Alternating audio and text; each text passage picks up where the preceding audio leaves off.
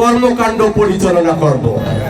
সংগ্রামী বন্ধুগণ, আপনারা শুনলেন দীর্ঘ 17 বছর পরে আমরা এই উন্মুক্ত মঞ্চে মন খুলে দুইটি কথা বলার সুযোগ পেয়েছি। সংগ্রামী বন্ধুগণ, এই ফ্যাসিস্ট সরকারের আমলে কথা বলতে গেলে শুধু লিস্ট হয়। আজ বেলে 150 জনের নামে লিস্ট, কাল বেলে 120 জনের নামে লিস্ট। জেল, জুলুম, গুম, খুন ইত্যাদির ভয়ে আমরা 13-14-15টি বছর ঘরে থাকতে পারি নাই, আমরা বাইরে ছিলাম। সংগ্রামী বন্ধুগণ, এই সরকারের যুবলীগ, ছাত্রলীগের নেতা কর্মীরা যেভাবে রাজপথে আমাদের দলের উপরে নির্যাতন করেছে আপনারা দেখেছেন। লাঠি, অস্ত্র শস্ত্র দিয়ে আমাদের বিএনপিকে যেভাবে নির্যাতন করেছে তো আপনারা তার চোখেই দেখেছেন। সংগ্রামী বন্ধুগণ, ছাত্রলীগের ক্যাডাররা ছাত্রদেরকে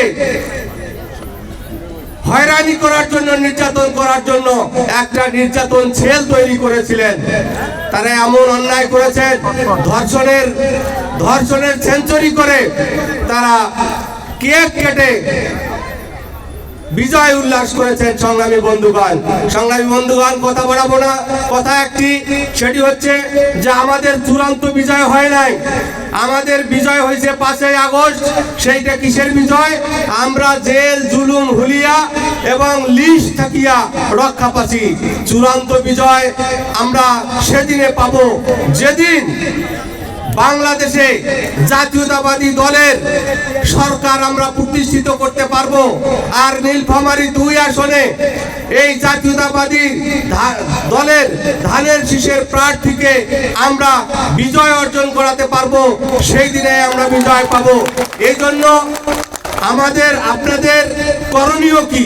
আপনাদের করণীয় হচ্ছে XYZ অন্য রাজনৈতিক দল আছে, তাদের চেয়ে আমাদের নেতা কর্মীদের আচার আচরণ, চলাফেরা, কথাবার্তা মানুষের সাথে মেলামেশা যেন খুব ভালো হয়, যাতে করে আমরা মানুষের মন জয় করতে পারি, মানুষ আমাদের উপরে আকৃষ্ট হয়, বাংলাদেশ জাতীয়তাবাদী দলের উপরে ধাবিত হয়। তাদের সমর্থন নিয়ে যেন আমরা ভবিষ্যতে এই নীলফামারী 2 আসনের ধানের শীষ মার্কাকে জয়যুক্ত করে যে জাতীয়তাবাদী দল সরকার গঠন করবে সেই সরকারে অংশীদারিত্ব দিতে পারি, এই এলাকার সার্বিক উন্নয়নে আমরা অংশ গ্রহণ করতে পারি, এই আশা রেখে আপনাদের সবাইকে সেইভাবে তৈরি হওয়ার আহ্বান জানিয়ে সবার সুস্বাস্থ্য, দীর্ঘজীবন, কল্যাণ কামনা করে আমি আমার বক্তব্য শেষ করছি। আল্লাহ হাফেজ। বাংলাদেশ জিন্দাবাদ, বাংলাদেশ তাজিয়া জিন্দাবাদ, আগামীর রাষ্ট্রনায়ক তারেক রহমান জিন্দাবাদ, নীলফামারী তুহিন ভাই জিন্দাবাদ।